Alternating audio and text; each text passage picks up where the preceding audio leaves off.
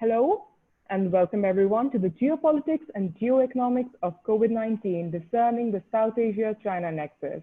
My name is Farwa Aamer, and I head the South Asia program at the EastWest Institute, which is a global network of influential stakeholders engaged in building trust and preventing conflict around the globe.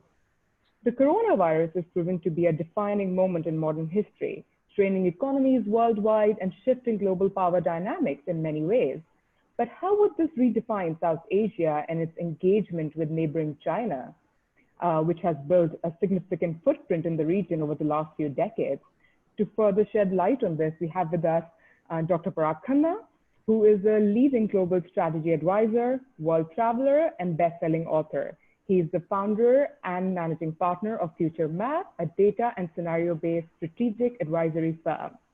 He is also a global young leader for the World Economic Forum, and he was featured as one of the 75 most influential people of the 21st century by Esquire, and he's also on Wired Magazine's Smart List.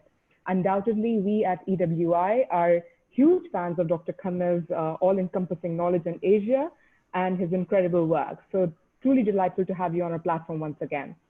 Also joining us, of course, also joining us today is our very own Dr. William Parker, CEO and president of the EastWest Institute, an award-winning author himself. Dr. Parker has served as the Chief of Staff for the U.S. Naval Surface Forces. In addition to multiple combat tours, he held the post of senior advisor for the U.S. embassies in Syria, in Iraq, and in Pakistan. His PhD work, interestingly, has been on planning for a pandemic, combining the clinical area of epidemiology along with strategic skills that are required to manage such major events. He has been currently working with multiple governments, including the United States, on how to deal with the coronavirus and its aftermath. So welcome to you both. Thank you so much for your time. This is going to be an exciting discussion. But before we begin, we have some housekeeping notes for our terrific audience. Each speaker would speak for about 15 minutes. And if you have any questions, please use the Q&A box in your Zoom control panel, and I'll be able to bring your question up at the end during the Q&A segment. So without further ado, I'm going to turn over to Dr. Khanna. Dr. Khanna, you've been assessing and discussing the trends and implications of the coronavirus and how it serves to be a global reset point. So it'll be interesting to hear from you as what do you think is the current state of geopolitics and diplomacy, and what does this mean for the South Asia-China equation going forward, particularly against the backdrop of the ongoing challenges? So over to you, Dr. Khanna. Great, thank you so much, Farwa. Thank you, Bill. I'm honored to have been invited to join this discussion, and it's obviously a very, very timely subject, not least, obviously, for the current events happening between India and China. So I know we'll spend some time on that. But as you suggested, why don't we step back first and look at the broader geopolitical shifts that we can discern in light of the coronavirus. I'm of the view that the COVID-19 virus has actually accelerated a number of fundamental global trends that were already quite visibly underway. The first and most obvious one is the shift towards regional economic and diplomatic structures over global ones. So regionalism over globalism, to put it in shorthand. We saw that as a result, not least of the trade war, for example. Even before the coronavirus broke out, the US was trading more each with Mexico and Canada than with China, for example. Intra-European trade is the vast majority of its trade. Intra-Asian trade is the vast majority of Asian trade. So this regionalism shift, I think, is obviously going to be accelerated. We don't even know when certain borders are going to open. We don't know when inter-regional flights are going to resume on a regular basis, and so on and so forth. Now we also have all the protectionist, regulatory, nationalist investment restriction and other kinds of economic measures that are going to favor localization, regionalization above all else. So I think the trend towards this regionalism is most certainly going to accelerate.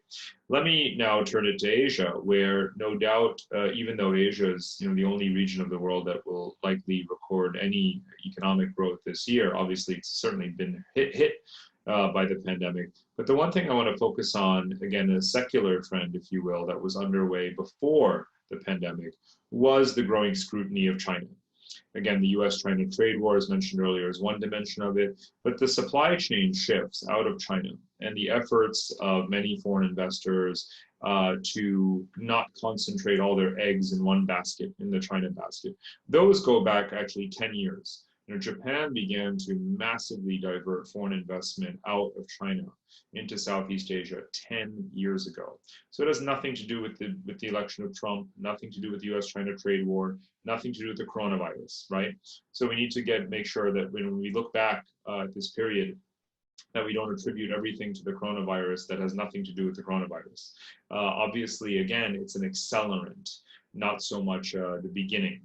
There are other aspects to the scrutiny of China. So I mentioned the trade war, the shifting of supply chains.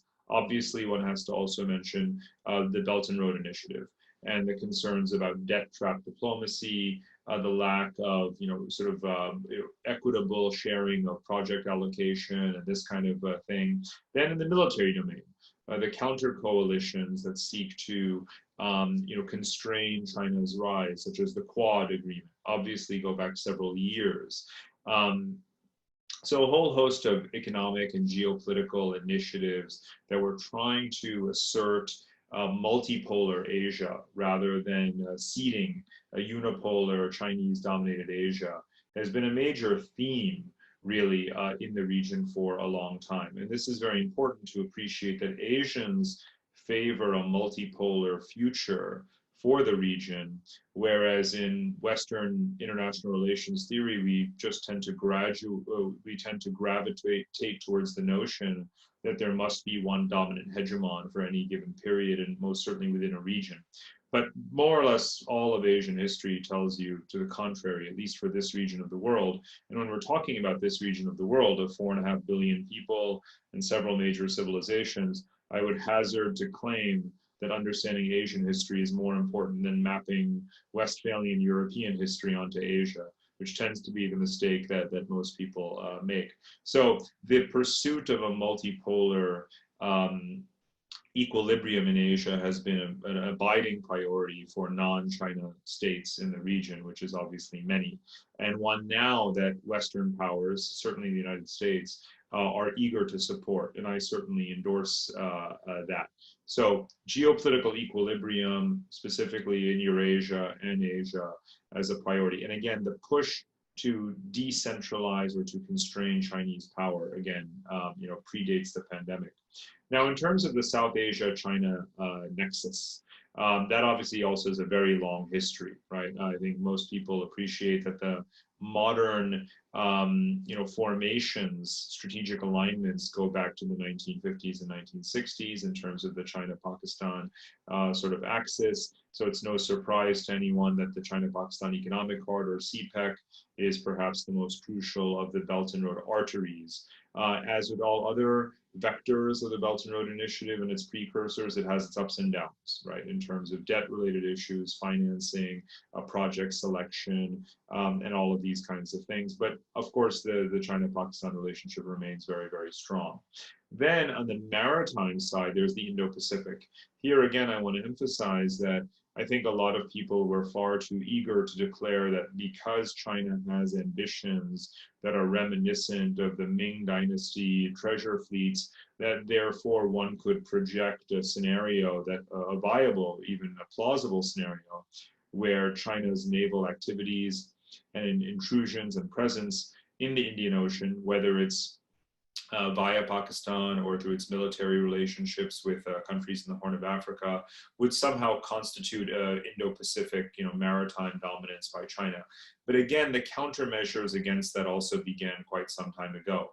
If you think about India's shift in strategic doctrine and its priorities and its defense spending, to emphasize more its naval capacity and development, that goes back 15, 20 years. And we can see the fruits of that now with India's growing naval presence. Australia has a 3-ocean strategy. The United States, of course, remains a powerful naval presence in the Indian Ocean as well. So the notion that the Indian Ocean would not be multipolar, but somehow would come to be dominated by a power such as China, which of course faces the Malacca trap, I think was, obviously geographically ignorant, to say the least. And it's yet another example of how we are, through all of the reactions to China's actions, bringing about, again, a landscape that is going to be much more fluid, much more multipolar than hegemonic. And again, that's a welcome development. So as I said, India is pivotal in that because it has shifted a lot of its focus from the 90s to today, from being a continental power to a maritime power. That said, obviously, as we're seeing every single day, it faces these border disputes in its continental zones with Pakistan in a long-standing way, and with China, of course. Now, I've been of the view, in watching what's unfolding right now, that Asia's frozen conflicts, of which there are many, are never frozen. And I've been saying this for quite a few years, and every time we have an episode such as what we're experiencing right now in the Galwan Valley, it's a reminder that there's no such thing as a frozen conflict. Conflicts are just simmering, festering, deteriorating until they sort of flare up again, and that happens across whether it's India, Pakistan, whether it's North Korea, Taiwan. At the moment, we're seeing obviously all of these situations, more than just simmering at the same time. So we should, those of us who, on the one hand, such as myself, who want to, in a normative way, not just analytically study the Asian system, warts and all, but normatively want to see Asia take on a greater leadership role in the world commensurate with its demographic and economic size. We have to remind ourselves that it's not really plausible for any Asian power to portray itself as a global leader when its own neighborhood is so racked by unsettled conflicts. And so I think that's something for Asian diplomats, Asian strategists to keep in mind right now. Now, just a final couple of points about this. I think we can speak a lot more about what's happening in terms of the India-China standoff at the moment. But I think the broader context of it is that India, and both of them have tried various means of multidimensional engagement over the last several years. Their trade volumes have expanded.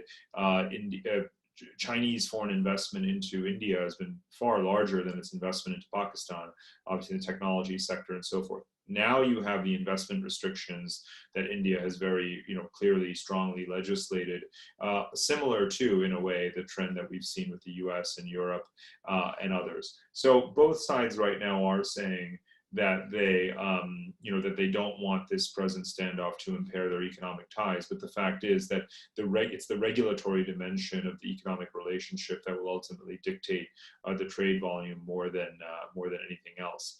So I think that there is one scenario economically where, given the supply chain shifts out of China and India getting its act together, if you will, to craft a strategy to attract as much more, foreign investment as possible, and to be one of these alternative manufacturing centers in the same way that ASEAN is doing, together with India perhaps eventually coming around to joining RCEP, which of course it did not do last year. There's a scenario where India is going to strengthen its economic, hand and role and influence to the east. So the Look East policy, with its strategic and economic components, is a long-term priority for India, and one that I think is going to, pass the test of time, so to speak. So, I think ultimately what we need to be seeking here is not just a lessening of the tensions between powers. I've been working for some time, and perhaps we can come back to this later on a longer essay, which is going to come out in a couple of months, about how the method by which I think some of Asia's major powers need to permanently resolve outstanding disputes. And that has a lot to do with diplomatic mechanisms, with generational change, with the role, obviously, of democratic accountability and so on and so forth. But I genuinely believe that what's, we have the symptoms here, whether it's India, Pakistan, Kashmir, Galwan issue, and these others, we have the symptoms of a big blind spot, really, in the deferential approach to diplomacy that Asians tend to have, which on the one hand is successful when you want to be making incremental gains, but it leaves these huge blind spots that wind up, obviously rearing their heads as they are right now.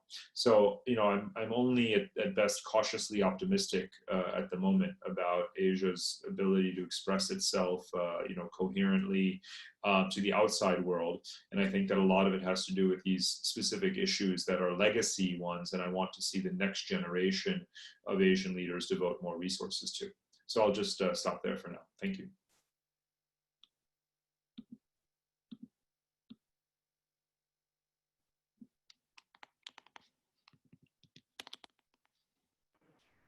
Thank you so much, Dr. Khanna. Sorry, I was muted. So that has given us a lot to think about, incredible insights. And I guess a lot of people are gaining and gathering up for questions. For folks who have risen their hands, I will come to you during the Q&A segment that we have in the last 25 minutes or so. So we can cater to your question and comments at that time, if that's okay. So without further ado again, we're going to move to Dr. Parker. So Dr. Parker, with your background in epidemiology, you've been monitoring the coronavirus situation since day one.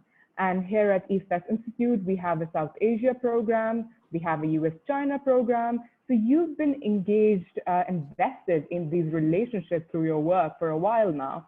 So it'll be interesting to hear from you. How are you looking at coronavirus reshaping the world order, global security, and these intra-regional relationships? So over to you, Dr. Parker. Thank you, Farwa and Dr. Khanna. Absolutely a superb summary there.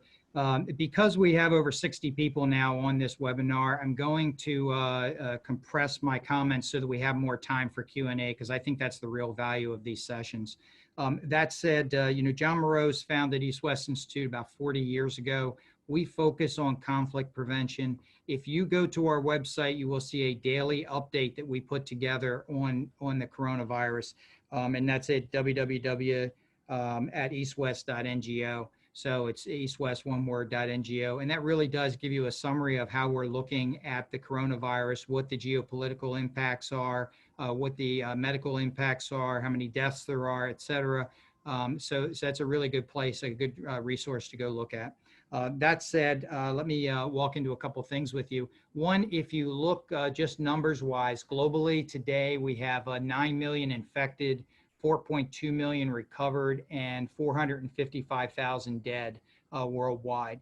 If you look at the United States alone, you have 2.9 million infected, 867,000 are recovered, and 123,104 as of 4 minutes ago dead here in the United States right now. I mean, these are very large numbers.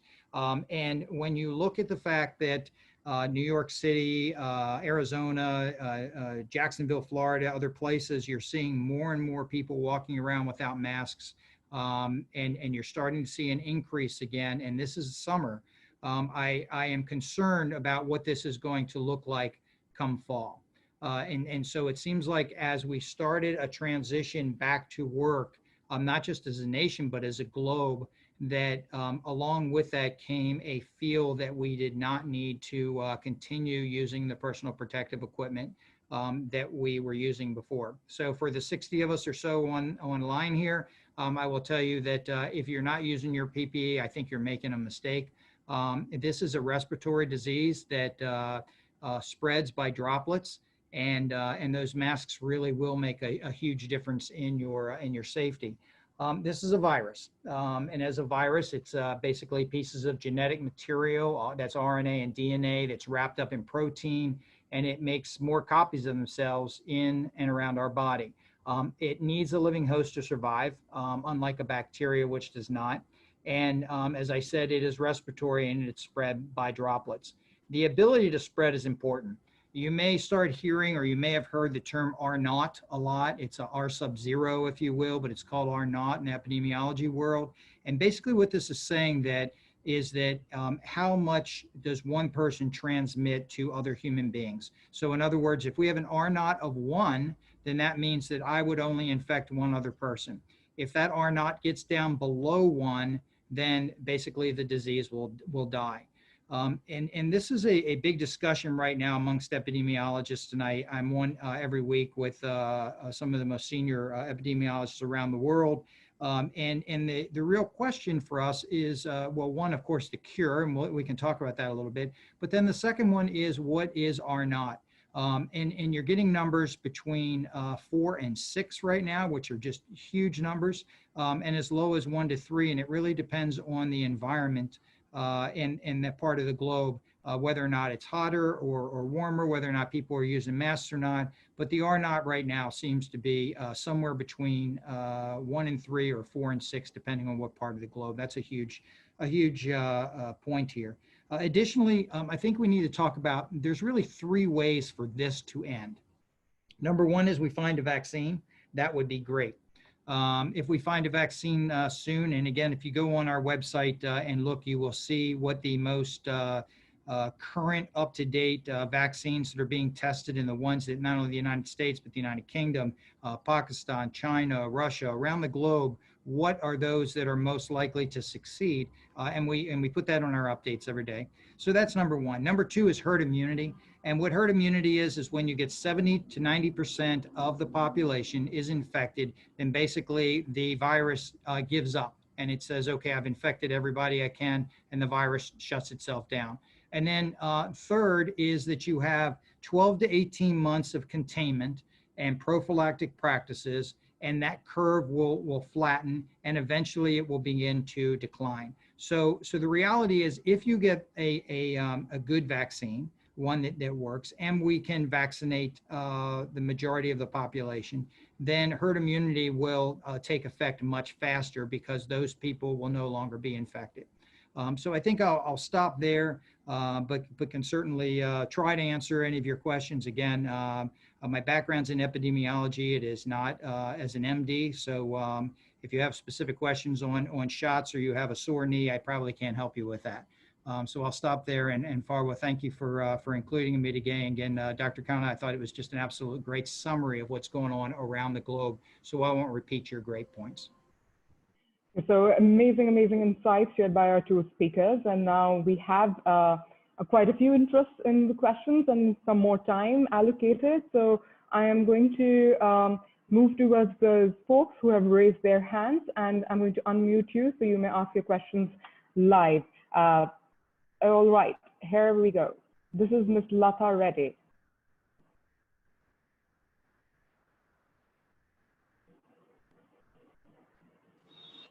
Hello, Lata Reddy here. Can you?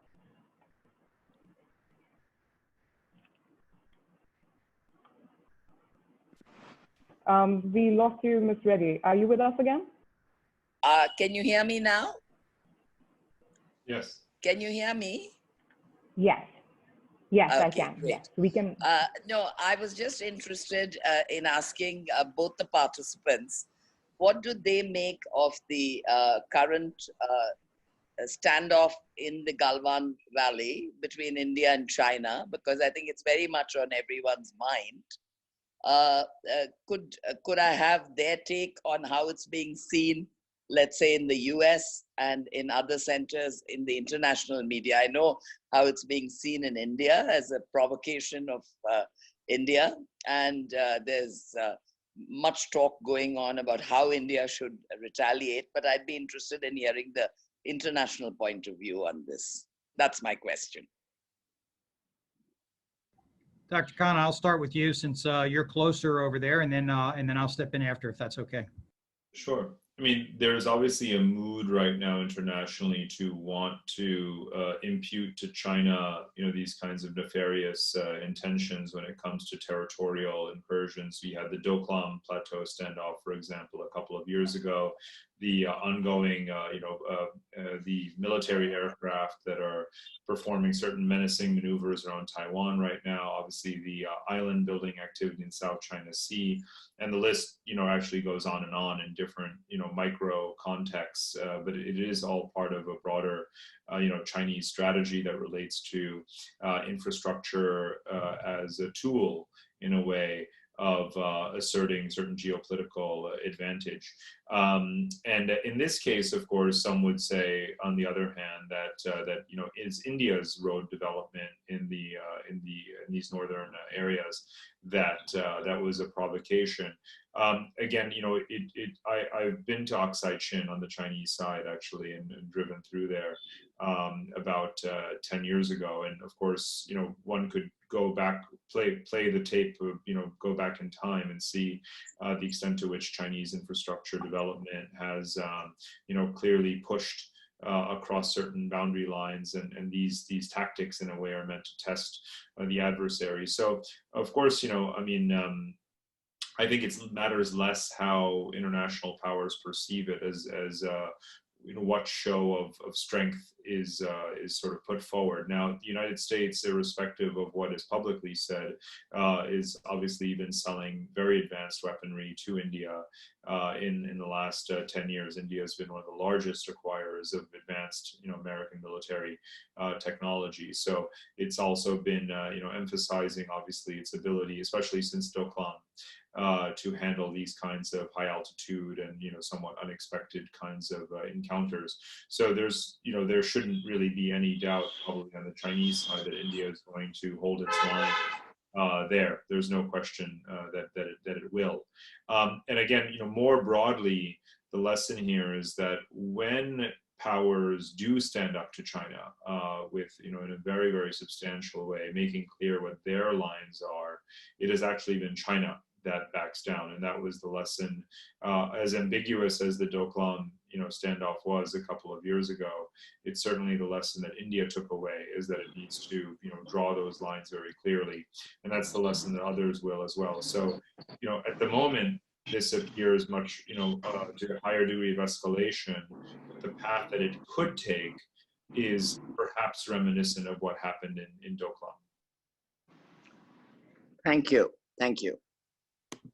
Mr. Reddy, I'll add to that if I could, and I agree with the comments that the doctor just made. I will tell you that I think there's an expected progression that we've been watching for quite a while with the Chinese, and I think it starts with economic expansion and strengthening. It then goes to the use of soft power, and then from there, it was a expectation that sooner or later you would see more and more use of the military. And this is one of those examples. I agree with the point that it does appear that when pushed back upon for certain incursions, that you will see a response by the Chinese in general of, okay, this is more than we wanted to deal with.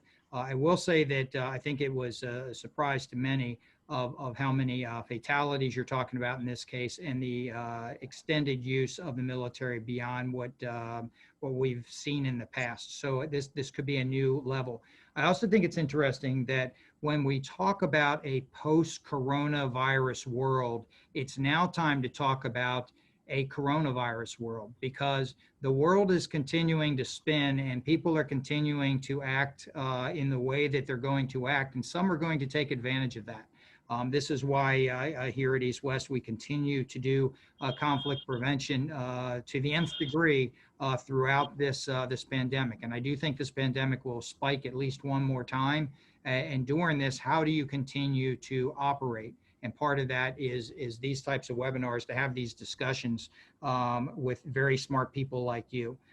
So again, what I think you're going to see is a continued expansion from economic to soft power, and then to military use, as China will probably continue to feel emboldened over the next few years. Thank you so much. I just want to add one thing, that I think one thing that's created a very strong reaction in India is the fact that, this was really hand-to-hand combat. And the question is, in today's world, it's rare to hear of hand-to-hand combat. You hear of fatalities because of bombs or explosions, and definitely by shooting. But hand-to-hand combat and actually clobbering people and throwing them into icy rivers is somehow, the savagery of it has really sunk very deep into the Indian reaction, the psyche of the Indians. So I think, it would be very difficult not to have some repercussions from this. The second thing is, China's being very silent about fatalities on their side, but I recently read that the US estimate is 35 casualties on the Chinese side as well. So I don't know whether the fact that, it just was a local scrap that escalated out of control, or whether this is a very carefully controlled strategic move by China with a reaction from India. The interesting thing is that the Galwan Valley itself has not been an area of dispute in the past. There have been other areas on the LAC, since China doesn't recognize the LAC, which was always established internationally as the confirmed LAC, and we've been talking for a long time. But as you know, there have been no shots fired since 1975 on the border. But I think the sort of physical violence that was used is a very, very strange new phenomenon. And I'll stop there. Thank you so much, Ms. Reddy. I will now move on to our next participant in line who's raised his hand. So Mr. Ikram Saigal, I'm going to unmute you. So please do ask your question. Thank you, Farwa. Can you hear me? Farwa, can you hear me? Yes, we can hear you. All right. First of all, a very good suppositions and rendering of the facts. Fortunately, I'm perhaps the only person among the whole group, I don't know if anybody else, that 50 years ago actually have been in that area. I was attached to the People's Liberation Army as a helicopter pilot on the army side when they're making the Karakoram highway. And therefore this entire area, right up to Siachen, Kargil, etc., right up to Kuirat Pass, etc., I have actually personally flown over, and the terrain is not very hospitable. Now, as far as the latest thing is concerned, it is most unfortunate because it's a simmering thing which is coming from 1962. And if you look at 1962, it actually occurred because of India's forward policy, in which they decided in 1961 to establish 43 posts. And now whether it's Galwan Valley, whether it's Nathula Pass, the fact of the matter remains the situation escalated after August 5th, 2019, when India unilaterally revoked Article 370 and absorbed Ladakh within the Indian state, this thing. Now, when that happened, China said, this is disputed territory. Ladakh is disputed territory. Like we in Pakistan said, Kashmir is disputed territory, and you cannot do this. Now there is, because of that, I think things escalated. Historically, Ladakh is Chinese. It used to be part of Tibet. It was only after the Maharaja of Kashmir with British sovereignty signed an agreement with Tibet, which China does not recognize, because China does not recognize anything to do with Tibet. So I think it is restraint from both sides is called for. The corps commanders met and they decided not to use live rounds, and that is why you probably came to this brutal action where people have been killed on both sides. But I think, one has to be very careful here, because the access to all the areas that are disputed, whether it's along the McMahon line, whether it's Bomdila, whether it's Nathula Pass, whether it's Galwan Valley, whether it's Aksai, the access is easier from the Chinese side rather from the Indian side. So therefore, it is, if you look at it from a physical, from the military point of view, it is easier accessible from the Chinese side. Now, as far as Parag Khanna's think about maritime power is concerned, let me tell you, China thought this out very correctly when they decided about the BRI, the Belt Road Initiative. They knew that in about another 20, 30 years, they cannot compete with the United States or other maritime powers, either in the Pacific Ocean or the Indian Ocean. Therefore, they set about setting this Belt Road Initiative, which gives them road access and rail access to Europe.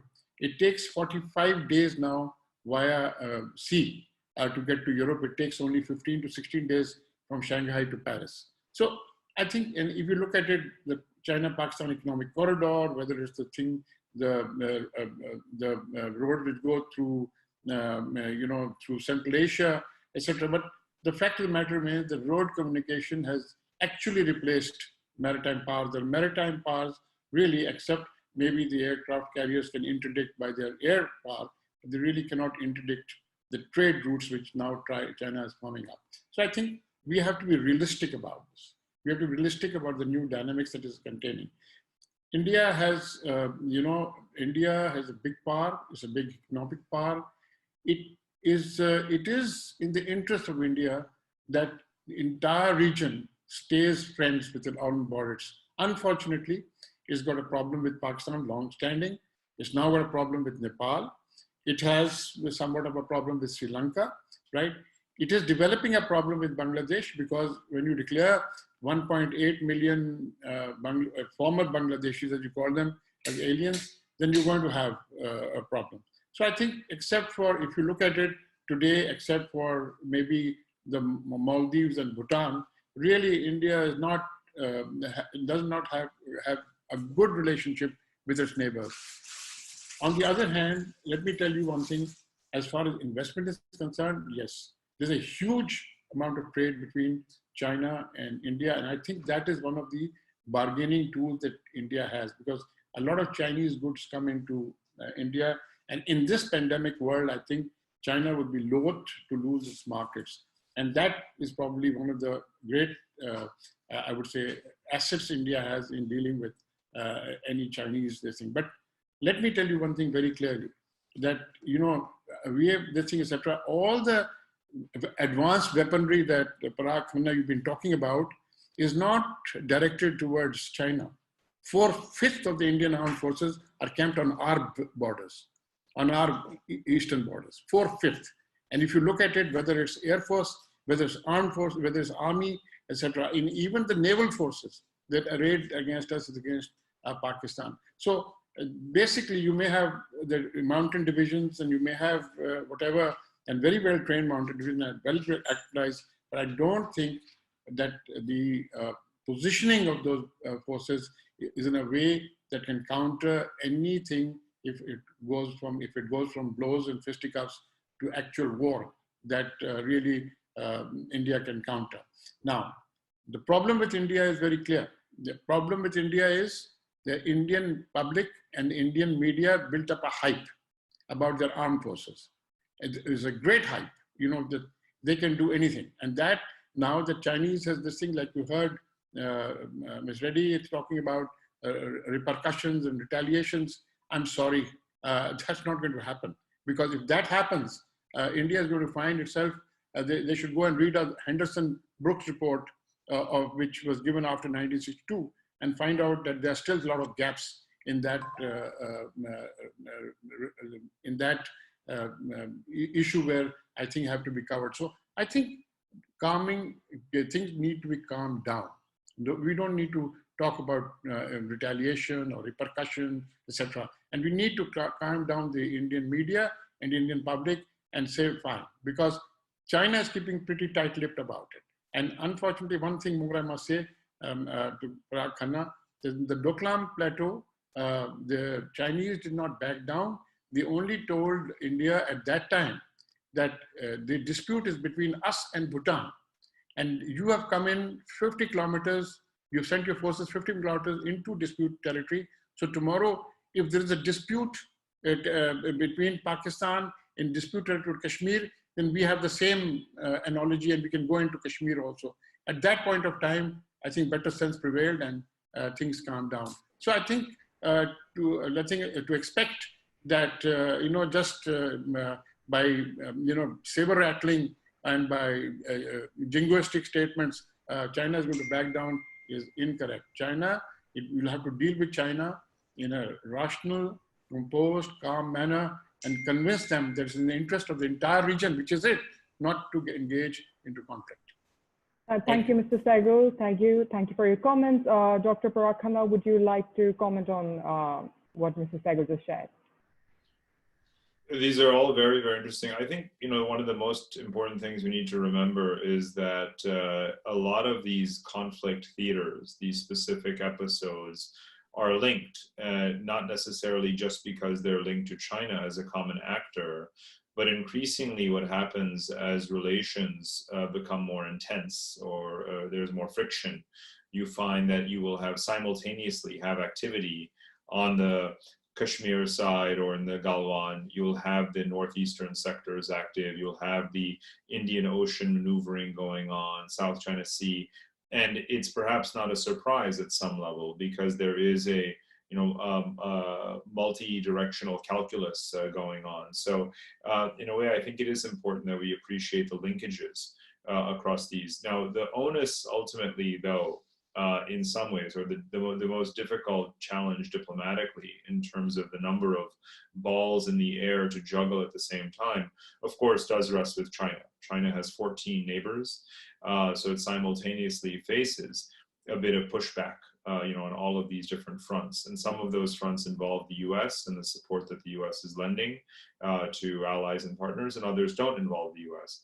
But there become, the more variables you introduce, the more difficult it is for China to manage it, to juggle it all, and to be able to predict what several steps, several moves in advance, what the reactions are going to be to its actions. And I think that as much as I've been, studying Belt and Road for a long time, I've written a lot about it, traveled, all of these corridors.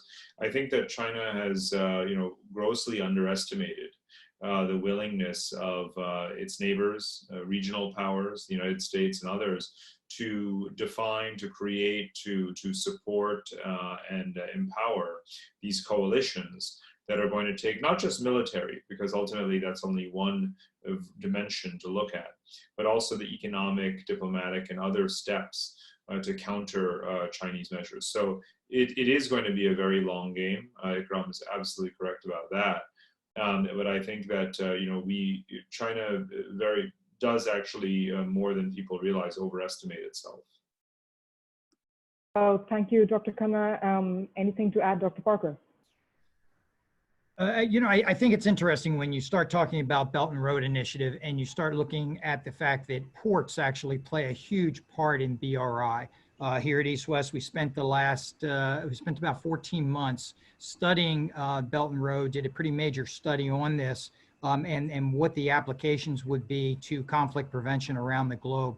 And when you look at that and you look at where those ports are located now, and the fact that there are some countries that are now pushing back on those original ports that were placed in their country, it is interesting. The points that Ikram Sehgal made, I think, are key. When you look at that Shanghai to Paris transition, 45 days by sea and 15 days by land now. That not only has serious implications to moving commerce, goods, and services back and forth, but it also has an impact on moving military forces back and forth. And I think that's something that everybody is taking when I say everybody, the globe is taking a good hard look at of where and how fast troops could be moved in some of these efforts as well. Thank you. Thank you, Dr. Parker. We are now going to, there's a lot of interest in questions. So I'm going to take a question that was sent to us by Dr. Walter Ladwig for Dr. Khanna. Dr. Ladwig asked, you discussed the fact that some countries are experiencing more interest in diversifying their supply chains to reduce exposure to China, most notably Japan. In the wake of the COVID pandemic, how much can government policies shape the decisions of thousands of individual firms, and how much scope is there for firms to find alternative production sites in other parts of Asia? So over to you, Dr. Khanna from Dr. Ladwig. It's a great question. So, we have very different regulatory systems in Asia, different degrees of state support or subsidies. or other means of public-private cooperation, the role of export promotion agencies, and so on and so forth.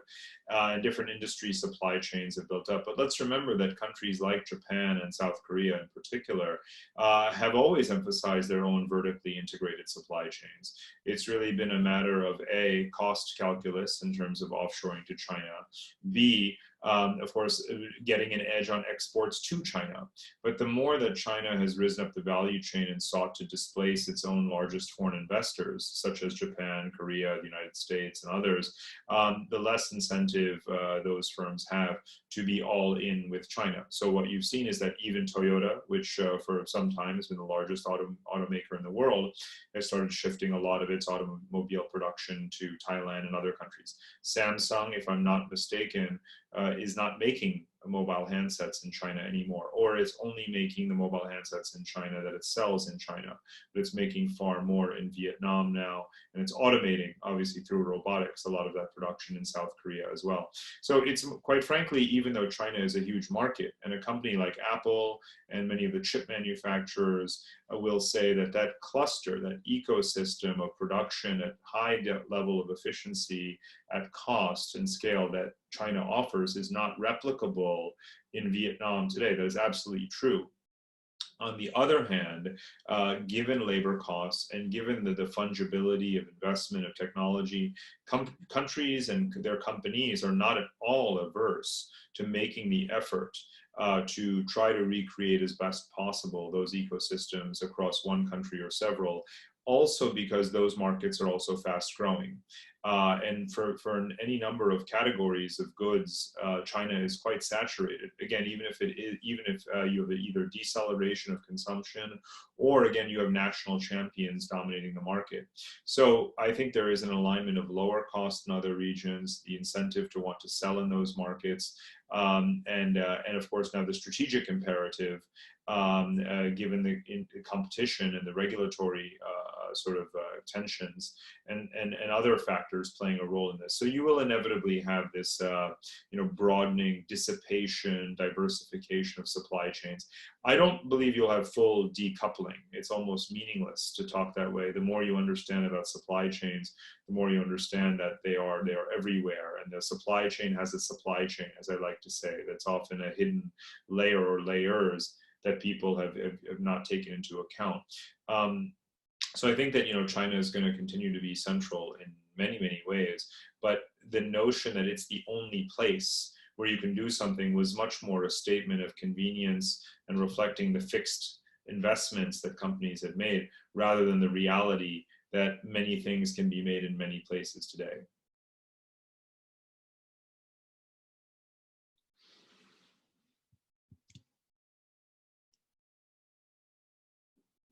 So thank you so much, Dr. Khanna.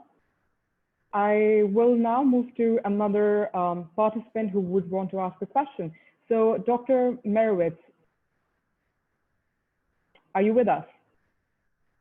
I am, thank you very much. It's an excellent presentation, excellent program. Now the point Dr. Khanna made about regionalism and the regional powers getting together to counter China, I would just take the case study of the South China Sea to question how that would work, because first of all, a number of the states in the South China Sea actually have conflicting claims against each other, not just with respect to China. And furthermore, Chinese militarization of the islands, they're really ratcheting up their pressure in terms of expanding their influence and claims on the South China Sea. It turns out that a state like Vietnam, which the United States fought a brutal war with, now really is looking to the United States for help in countering China. So you talk about regionalism. Isn't US leadership indispensable to work with these states to allow them to take a position that can actually challenge China's expansion of influence? The regional powers alone, I would question, don't have that power and influence. And I further reiterate the fact that they have claims against each other. For Dr. Parker, my question is, how do we plan and prepare for the next pandemic? It's going to be inevitable. What should we be doing or thinking about hopefully when we finish with COVID-19, about thinking about what steps we need to take to be ready if unfortunately another pandemic occurs. Thank you very much again for the great program.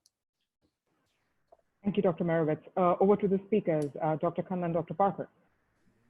It's an excellent question. And again, I am a strong supporter of the U.S. maritime presence in the Pacific area at the very least, and its role in supporting through the Quad Agreement and other formations to strengthen the capacity of littoral powers such as Vietnam, Indonesia, and the Philippines.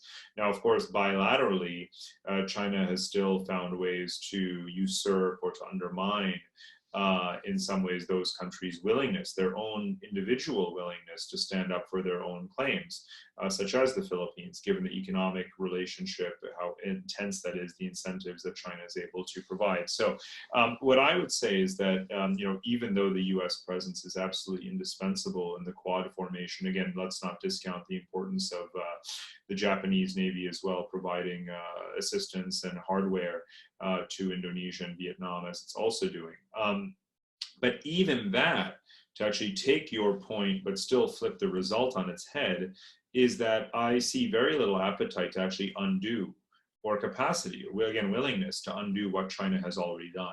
So my goal, quite frankly, for the South China Sea would not be something unrealistic, like China giving up claims on islands that it has actually just 3 weeks ago formally granted it proper administrative status to. So it has now really formalized its sovereign control, not just its de facto physical assets on these territories, on these islands. So I do quite frankly believe that they are, and I think any sane observer would say that these are irreversible, because simply there is no willingness to attempt to overturn them by force.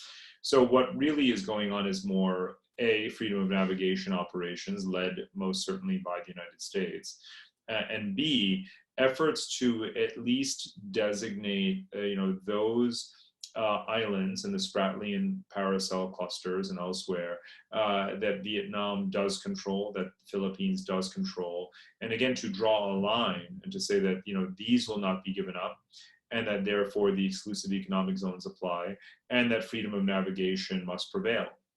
And these remain very worthy objectives, even absent any ability to win back some of the specific island territories that China has claimed thus far.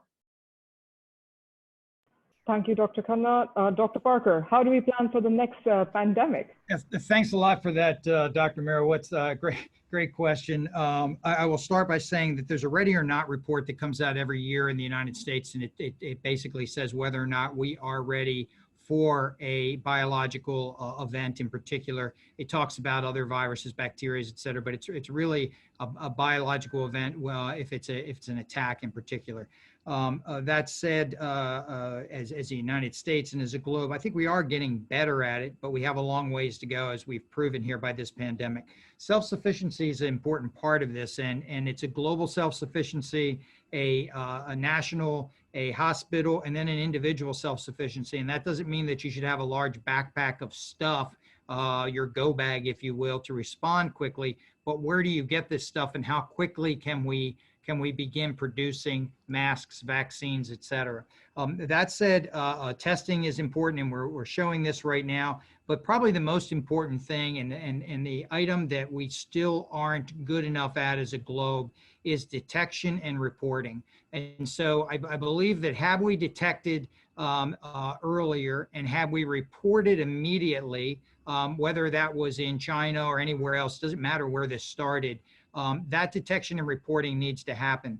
If we find out down the road that detection and reporting are spread widely, in other words, a country or individuals knew about the coronavirus, COVID-19 in particular, and yet they didn't report it to others for a very long period of time, they need to be held accountable in the most brutal economic ways possible, because we not only lost a lot of lives, but the impact on the global economy is significant. So I think that needs to be probably the largest lesson learned here, is that we are going to hold people accountable if they keep this to themselves and do not report to the rest of the globe. Thank you, Dr. Parker. We have about 5 minutes now, so we'll try to accommodate a question or two, but we'll have to wrap up. We have a question from Mr. Nisar Maiman for both the speakers. The question is, what is the impact of COVID-19 in the area, which is Kashmir on LOC, and what is the medical support being provided to Kashmiris there, since in Pakistan, Kashmir site status is regularly released and posted? Any comments from our speakers on that? Maybe Dr. Parker wants to take that. Yeah, sure. I'll go ahead and take that. Let me say on a specific term of how many PPEs, how many ventilators, et cetera, provided in Kashmir. I don't know, but that's a great question, and we'll look into that. And Farwa, if you can get the name and contact information, let me see if we can do some research on that, because we owe an answer on that. We will also post an answer to that on our website for you. It's a general question. You really have to look at, from an epidemiological standpoint, what the spread is going to be and what the expectation is of how many beds you need, how many ventilators you need, how many vaccines you need, et cetera. There's another impact here, though, which is we're seeing around the globe that people are less likely to show up at the hospital now to get routine tests done and to get routine work done. And I think you will see down the road, and this is becoming a concern of the MDs around the globe right now, that you will see down the road that you will have more long-term health issues that are impacted because people didn't get these regular tests, whether they're whether they're tests for cancer or your normal blood tests, et cetera. So I think that will have an impact too. But again, to answer your specific question about what is being provided in Kashmir, I'm sure there's a lot of anecdotal information back there, but let us get beyond the anecdotal and actually get you some facts. We'll answer your question, and then we'll also put it out on our website. And I believe Dr. Ladwig is online, who is truly an expert in this region from the EastWest Institute. Maybe we could just turn it over to him really quickly if you have any other inputs. So Dr. Ladwig, anything to add? Dr. Ladwig, if you could raise your hand, I will be able to unmute you.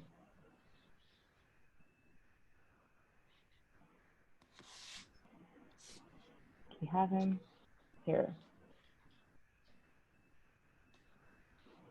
Dr. Ladwig? Can you hear us? Okay, maybe we proceed on. All right. In that case, we can move forward with another question, the last one, if possible, because we are really close to time. So this is a question from Mr. Jahangir Khattak for Dr. Khanna. What options India has in the current standoff with China? Also, why India has these issues with neighbors, but mounting tensions with almost all of India's neighbors are fairly new. Dr. Khanna, would you like to comment on that? Well, I think, each of these particular standoffs has its own long history. Earlier was some of the colonial agreements were cited, for example, those that either China recognizes or does not recognize anything that predates its modern founding and so forth. And one of the things that I've often argued is that the reason why international law is so difficult to apply to some of these outstanding Asian conflicts is because many of them are in a way pre-legal, because they predate the founding of the United Nations and the various treaties and ratifications at that time. They're basically legacies of colonization, which of course predates 1945. So I think that each of these has their own unique history in a way, and they've been frozen. Again, I don't like that word, but they have been static or ignored because this was a period of time, the last 70 years, where the post-colonial world was largely focused on domestic nation building, right? Particularly during the Cold War, and even recently, given the extensive, the enormous pace of modernization and economic development over the last couple of decades. So it's now that you have each of the powers in the region being, sufficiently stable, confident, wealthy, having invested in their militaries, building this infrastructure across border and so forth, that you might even say inevitably have these frictions. So, you know, it takes two to tango, right? Or two hands rubbing together. And that's basically what is going on now. And again, as I said at the beginning, it really comes down to whether Asians can go back to the patterns of intercivilizational encounters in which space is overlapped, rather than adopting or mimicking, in a way, the inheritance of sovereign Westphalian borders and legacies. That's going to be the only way forward, I think. Thank you so much, Dr. Khanna. With that, we have just hit the time, so we'll have to wrap it up. So I'm going to wrap up today's wonderful discussion by thanking everyone. Thank you to our experts, Dr. Khanna, Dr. Parker, for joining us, for making this conversation so insightful and knowledgeable for our audience. And of course, very grateful to all our attendees and participants for their input and making this discussion all the more engaging. Thank you, and we will keep you posted on all our future endeavors at the EastWest Institute. Thank you again, Dr. Khanna and Dr. Parker, and have a great day. And I must say, please stay safe, everyone. Pleasure. Thank you so much. Thank you. Have a great day, everybody. Great job, Farwa. Thank you.